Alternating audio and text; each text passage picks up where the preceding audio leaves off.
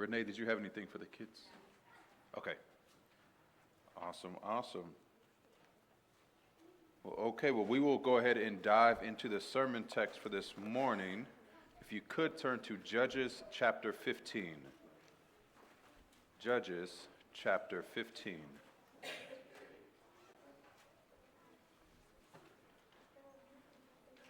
Judges chapter 15.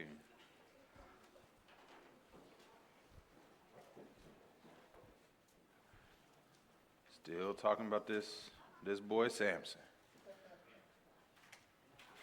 Judges chapter 15. And I will go ahead and read. Judges chapter 15. After some days, at the time of wheat harvest, Samson went to visit his wife with a young goat. That's how I greet my wife. And he said, I will go into my wife in the chamber, but her father would not allow him to go in. And her father said, I really thought that you utterly hated her, so I gave her to your companion. Is not her younger sister more beautiful than she is? Please take her instead. And Samson said to them, this time I shall be innocent in regard to the Philistines when I do them harm. So Samson went and caught 300 foxes and took torches, and he turned them tail to tail and put a torch between each pair of tails. And when he had set fire to the torches, he let the foxes go into the standing grain of the Philistines and set fire to the stacked grain and the standing grain as well as the olive orchards. Then the Philistines said, who has done this? And they said, Samson, the son-in-law of Timnite, because he has taken his wife and given her to his companion. And the Philistines came up and burned her and her father with fire. And Samson said to them, if this is what you do, I swear I will be avenged on you, and after that I will quit. And he struck them hip and thigh with a great blow, and he went down and stayed in the cleft of the rock of Etam. Then the Philistines came up and encamped in Judah and made a raid on Lehi. And the men of Judah said, why have you come up against us? They said, we have come up to bind Samson, to do to him as he did to us. Then 3,000 men of Judah went down to the cleft of the rock of Etam and said to Samson, do you not know that the Philistines are rulers over us? What then is this that you have done to us? And he said to them, as they did to me, so I have done to them. And they said to him, we have come down to bind you, that we may give you into the hands of the Philistines. And Samson said to them, swear to me that you will not attack me yourselves. They said to him, no, we will only bind you and give you into their hands. We will surely not kill you. So they bound him with 2 new ropes and brought him in front of the rock. When they came to Lehi, the Philistines came shouting to meet him. Then the Spirit of the Lord rushed upon him, and the ropes that were on his arms became as flax that has caught fire, and his bonds melted off his hands. And he found a fresh jawbone of a donkey, and put out his hand and took it, and with it he struck 1,000 men. And Samson said, with the jawbone of a donkey, heaps upon heaps, with the jawbone of a donkey have I struck down 1,000 men. As soon as he had finished speaking, he threw away the jawbone out of his hand, and that place was called Ramath Lehi. And he was very thirsty, and he called upon the Lord and said, you have granted this great salvation by the hand of your servant, and shall I now die at thirst and fall into the hands of the uncircumcised? And God split open the hollow place that is at Lehi, and water came out from it. And when he drank, his spirit returned, and he revived. Therefore the name of it was called En-Hakkore. It is at Lehi to this day. And he judged Israel in the days of the Philistines 20 years. Let's pray. Father, thank you for teaching us about your servant Samson. He's a complicated man, Father, but so too are we. As I read, Father, I pray that you would give me guidance, that you would give me words to speak. Lord, that you would forgive me of my sin, that it may not cloud your message, that my heart, while tainted for sure, Lord, has been redeemed by your grace. Lord, I pray that you would use me today, that I might speak truth, not out of my own mind or heart, Lord, but out of yours. And I pray that those that may hear this message, that they might be able to use these words and apply them to their lives, Lord, so that they might glorify you. That this would not be just another flippant message tossed out from a pulpit that is disregarded in an hour or two, Lord, but we would truly meditate deeply, that it might be guidance for us, so that we might live lives that are worthy of the salvation which you have purchased for us through your Son, Jesus Christ. Thank you for this moment in time, that I might have a chance to preach your word. In Jesus' name we pray. Amen.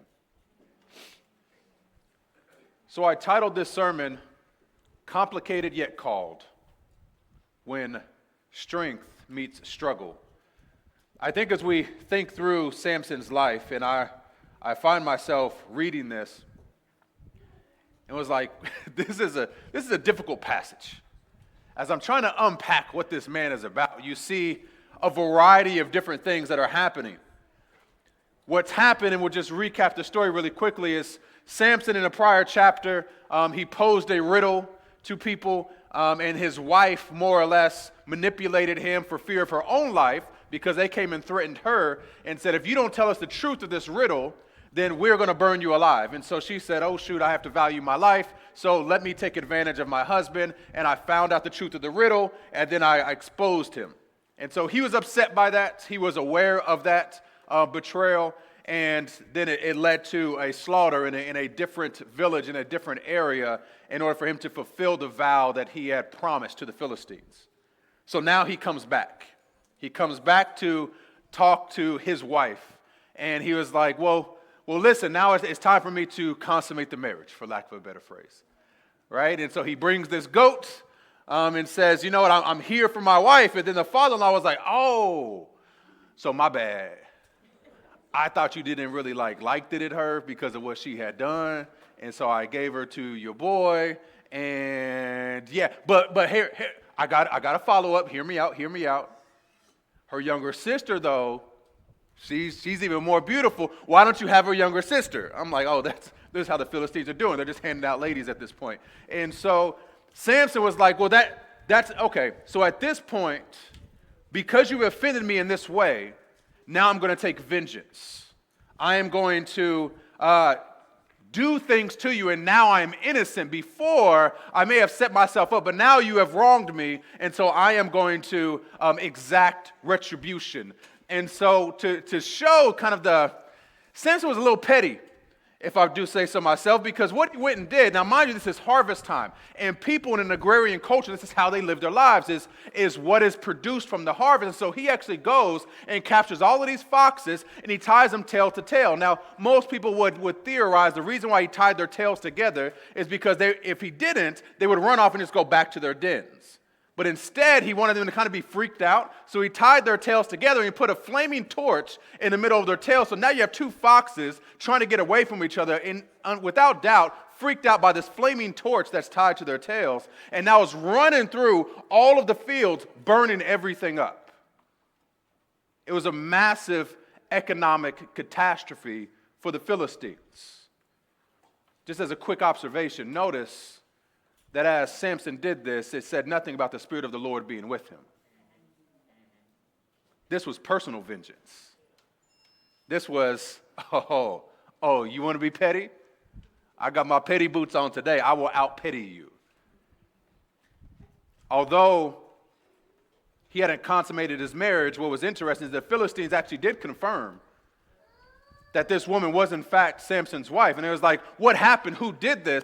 And they said the father-in-law of Samson did this because he took his bride and gave him to somebody else. And so there was a general understanding that this was in fact Samson's wife, even though he hadn't consummated the marriage. There was a general understanding, and in a subtle twist of irony, the very thing that she sought to avoid was the very thing that ended up happening to her.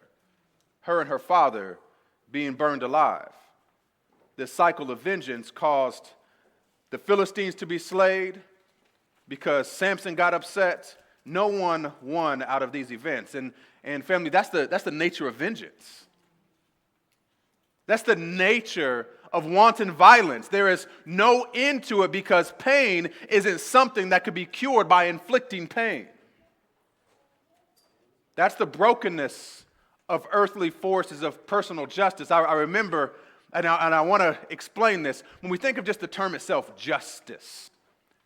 Let's think of the term just. And justice, or making something just, or making something right, means that it's an alignment. And it's fascinating to me, and not that there can't be some form of fallen justice in this world, but it's not God's justice, because think of this.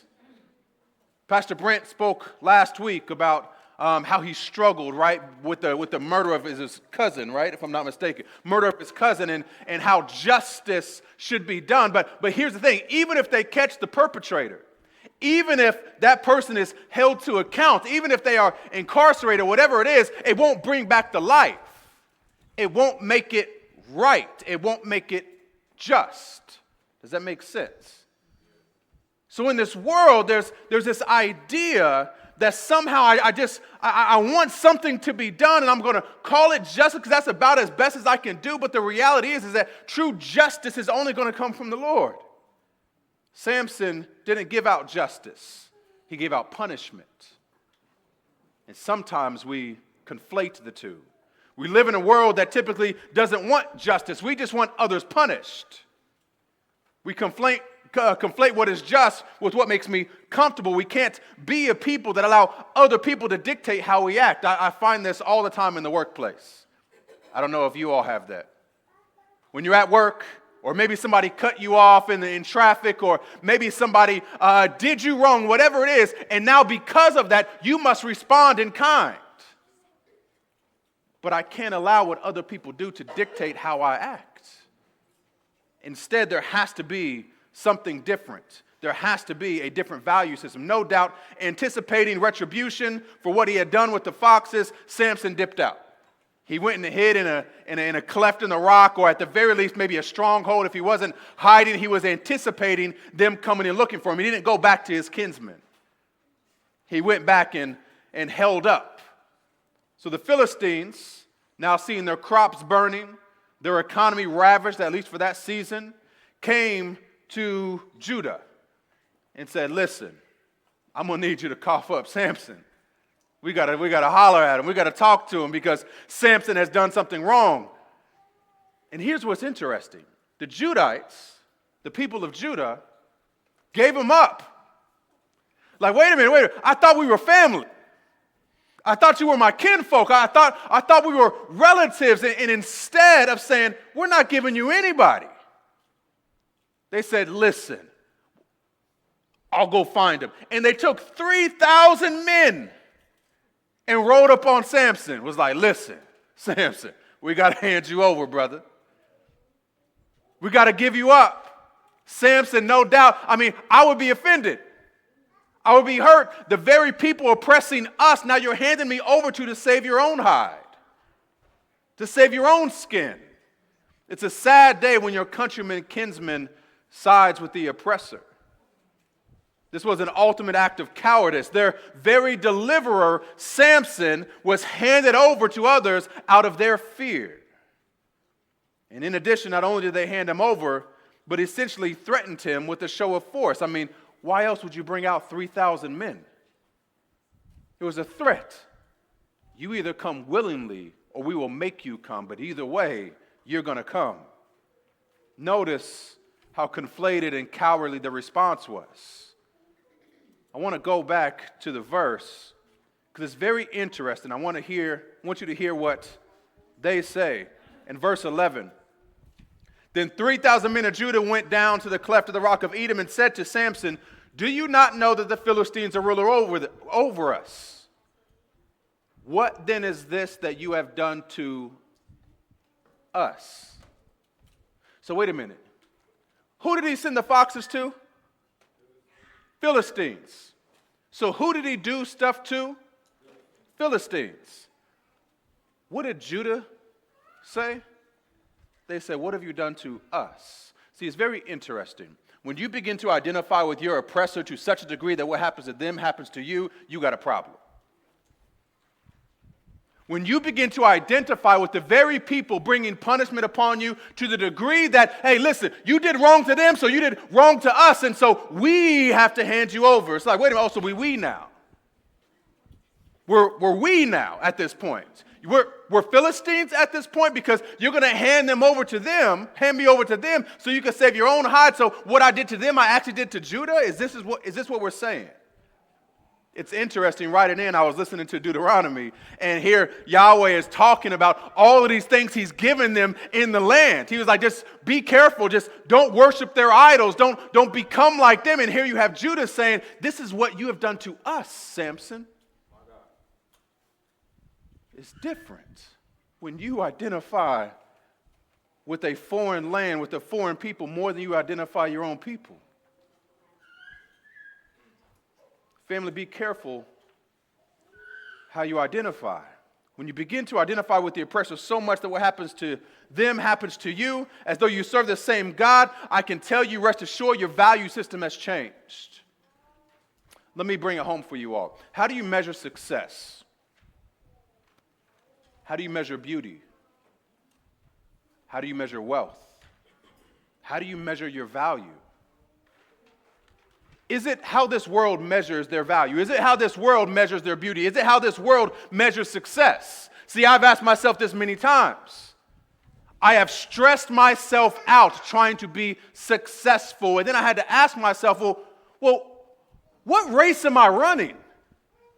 Who's setting the rules for this? Who says this amount of money equals success? This job title equals success? This type of beauty equals success? This house equals success? Wherever you vacation equals success? This level of whatever and whatever, that equals success. And what I found myself doing is running a race that I actually wasn't even built for. So I remember back when we started homeschooling, I looked at this image. See, when my wife and we started homeschooling, we were pretty much taking like all the other school stuff and just bringing it home, right? So my wife was trying to fulfill these 7 to 8 hour days of schooling. And so we were stressing ourselves out. And I said, well, wait a minute, what if we kind of reverse engineer this? And so what if we actually start with Scripture and start with what we want them to be and then work our way backwards? What type of man or what type of woman do we want our kids to be? And said, well, you know what? I want them to be a godly man or a godly woman. I want them to be respectful. I want them to be critical thinkers. I want them to be compassionate. And so we began to instill a different value system. And it was really fascinating because the stress just kind of went away. Because we realized I'm not built the same as everybody else. You aren't built the same as everybody else. If you're born again, you're meant to run a different race. The rhino in his picture isn't going to win the race. So what if the value system, the structure, the things that this world is saying is valuable is telling you to go now run, chase it, chase after, give everything you have for it. What if it's not the actual thing that you're built for? And what if you've identified so closely with your oppressor that now you're thinking, I want to be successful like them. What happens to them happens to me. And God's like, wait a minute, you're in a whole different race. You're supposed to be over there throwing shot put. You're supposed to be over there, doing a high jump, and you're over here trying to do a 100-meter sprint, but I didn't build you for that. You have a different value system. See, Judah completely forgot they had a different value system. They saw the Philistines being upset as them being upset. They said the same thing about Jesus, though. In John 11:48, the Pharisees, after he had resurrected somebody from the dead, the Pharisees didn't dispute that he had resurrected somebody from the dead. That's wild to me. It's like, yeah, okay, he resurrected somebody, but listen, here's the real problem. I'm like, that ain't the problem? That ain't the thing that's like really triggering you. No, he was like, the real problem is, it says, John 11:48, if we let him go on like this, everyone will believe in him. And the Romans will come and take away both our place and our nation. It's like, wait a minute. We're tripping. We're losing our minds. Not because somebody got resurrected from the dead, which I don't know if that normally happened on Tuesdays, but that just happened. You're worried that the Romans, their oppressors, the people that are occupying them, the people that are spitting on them, the people that look lowly upon them, you're worried that those oppressors are going to come and take away your success? But family, we do the same thing every single day. When we say, I don't want to really live Christian here because if I do, it might be problematic and my success might go away. If I give this amount of money to my neighbor that is in need, well, that's going to hurt my success. I mean, I'm really filling my bank account right now. If I give up this, or if I do that, I might not be as successful, as comfortable in this world. And so I got to hold on to stuff, because if I do that, then it's going to take away my success. You have now swapped out a value system the exact same way the Judites did. What's interesting, though, in this same passage with Samson, with all of him wilding out and doing everything that he's done, Samson's first act of grace actually came in this passage. I don't know if y'all caught it. It's a little implicit. Samson didn't fight the Judites. He could have, and he probably would have won. Because immediately after this, he fought 3,000 Philistines, and 1,000 of them got killed, and 2,000 ran. Instead, Samson was like, listen, I'll go with you as long as you don't try to kill me yourselves. See, here they're thinking, in my mind, speculative, but in my mind, they're thinking, nah, man, we're good. There's 3,000 of us. There's only one of you. And Samson's like, you don't understand. As long as you don't jump stupid, we're fine. I'll go with you. So they tied him up, sent him over to the Philistines. The Philistines, though, didn't get the same treatment. Thinking they won, they came out shouting, no doubt, for victory. Yet Samson, here now you see, Samson, filled with the Spirit of the Lord, killed a third of them. The other two went running. The other 2,000 went running. After he was done, he also does something that's really interesting. I think you kind of get these little nuggets dropped in with Samson that are really fascinating. First, I would argue that act of grace and not fighting the Judites. I'm not going to fight my own kinsmen. Instead, I'm going to go willingly. Even though I could have fought my way out of it, I'm going to go willingly. The second thing that he did is how he referred to himself. If you go further down in verse 18, Samson says something really fascinating. This isn't some rampaging, like, steroid fool, right? Just running around, like Hulk, destroying people. Like, he actually has thought. First, you see it in verse 16 when he's coming up with poems on the fly. But in verse 18, it says, and he was very thirsty, and he called upon the Lord and said, you have granted this great salvation by the hand of your servant. He's the only judge that referred to himself as a servant. So you have this complex man. You have this complex individual that on the same token of being driven by appetites and anger and vengeance and lust, on the other hand, referring to himself as a servant of Yahweh and acknowledging that victory only comes by his hand. So you have this kind of odd, complicated dichotomy of this called individual. Pleading for water, Yahweh quenches the thirst of this complicated leader. What are we to learn of Samson? Well, it's complicated. We love our well-crafted heroes, right? Polished, pure. Yet that's not who they are. One thing we can learn from Samson is this. I got this from John Weinzierl, but kind of put in my own words. The source of your greatest struggles will likely come from your greatest strengths. The source of your greatest struggles will likely come from your greatest strengths. Samson, do I think he was egotistical? Yeah. I mean, let's be honest. When's the last time 3,000 brothers rolled up on you and 2,000 went running? I'm just saying. It might gas you up a little bit. It's like, I'm that guy. Like, yeah, flex if you want to, right? Imagine that happening, right? Imagine a leader doing that. The military prowess that he had to be able to accomplish that. Samson, mighty in battle, powerful in strength, no doubt driven by ambition, pride, and lust, was also a tool in the hands of God. Think about that. God still used him. In spite of all this complication, God still used him. In spite of all this lust and ambition and vengefulness and all, God still used him. Or maybe we see that this is the reflection we see in Israel. Isn't he and the people of Judah a personification of who they were in the hands of Yahweh? Whether it's otherworldly strength when facing their enemies, driven by their feelings, and yet without God causing damage to each other. Isn't that what they did? Complicated nation. Or sometimes they would behave cowardly, settling for a pseudo-peace in exchange for handing over the very person that could deliver them. Here you have a personification of the entire history, entire story of what Israel is about. Here's a different question. Isn't Samson a reflection of us? Oh, so we don't like that, huh? Oh, y'all got quiet on that one. Isn't Samson a reflection of us? We have all the potential in the world, yet our emotions, anger, feelings of betrayal, pain, bitterness, or resentment is what drives us to make the decisions that we do.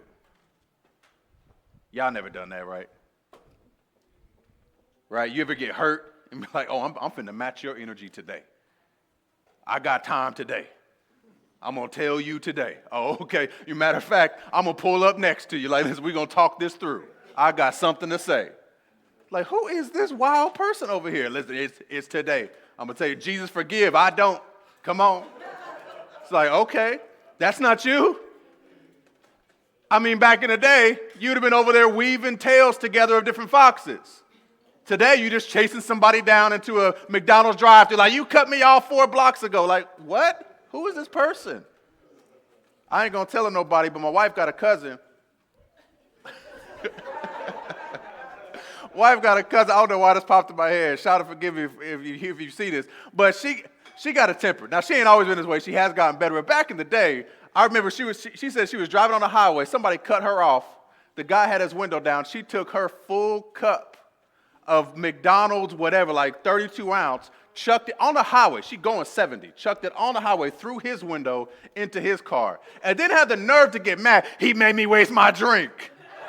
You different. You built different. And she like this big. It's always the this big ones, right? But that's how we behave. That's what we do.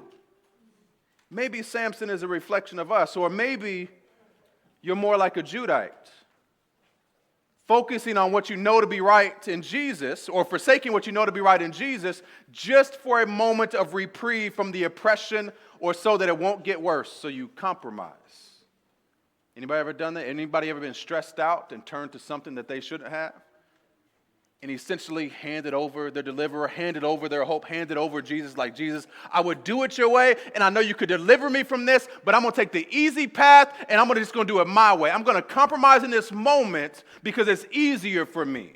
Now, I know he's my deliverer. I know Samson could do it. I know Jesus could do it, but I'm going to hand him over. I'm not going to rock with him right now because this oppressor is really intimidating to me, and I got a quick out. So I'm going to take the quick out. We ever done that before?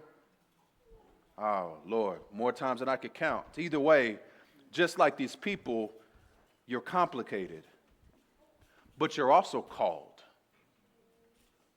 You're also called, and the Lord still answers us when we call. That was the beautiful thing in this passage. Although Samson did all the foul stuff that he did, when he prayed, Yahweh still answered.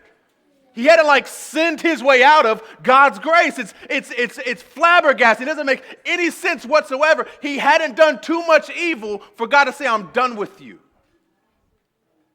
After we've been driven to the edges of our emotions, soaked ourselves in our appetites, he still draws water from the ground so that we won't perish. That's the God we serve. Family, his love endures forever. I can't help it but see myself in these people, emotionally driven to behaviors that aren't a reflection of him, yet he still loves me, yet he is still with me, yet he still calls me. It's inexplicable. I remember I was talking with my wife, and back when my mother died in 2020, I told her, I was like, babe, I don't mean any shade by this, because she was asking me how I felt. I was like, no one loved me like mama loved me. I was like, everybody else, and maybe rightfully so, everybody else, I could send my way out of a relationship with you. If I'm foul enough, y'all gonna cut me off. Mama would never cut me off. It was different. It didn't make sense. I would be wrong as two left shoes, and nonetheless, Mama would be like, that's my baby. And I'm like, dang, Mama, why you? I mean, I was foul. Especially when I would get angry, all this giftedness with words, imagine that filled with sin and vile and vitriol. That's what I would spew at her. And then when I would get done, as offended as she could be, she would still love me. There's nothing like it. The only thing that is superior to that is the love of Jesus. Maybe you've had someone like that in your life, and maybe you haven't, but Jesus' love is closer than a brother. It's okay to be complicated. It doesn't ruin you from God's love. Guess what? Samson doesn't get better from here, honestly. You might struggle from here too. You might leave this sanctuary today and still struggle. So did Samson. And yet, if you fast forward all the way to Hebrews, he's listed in the Hall of Faith. Even if you still struggle from here too, you're still called to be his son. You're still called to be his daughter. You're still called to be vessels of living water, introducing people to God who wants to be with them. You're still called, even though you're complicated. Don't let the complicated nature push you away from him. It doesn't excuse it, but it's a reality. No matter what may occur, if you call out to him, know that he'll draw water from a rock, and that water will be the living water of Jesus, whose infinite grace sustains even the most complicated of people. People like us, people like Samson. So family, with that, we'll break into our discussion groups. For those that may be unfamiliar with our discussion groups, we just kind of partner up or get into small groups. And we have some discussion questions on the screen. Let me get to them for you all, maybe. There we go. Is that large enough, Dale? You see that a little bit better? Is it back here? Okay, all right. Listen, I try to fill up the whole PowerPoint slide just with the words. But please discuss the discussion questions up there. If you want to pray with each other, feel free to do that. Let's get together. We'll come back here in about 10, 15 minutes and discuss broadly as a group. Yes, ma'am. Oh, little ones. Okay, help me one more time. Say it again. 6 and below, to my left, your right. 7 and above, to my right, to your left.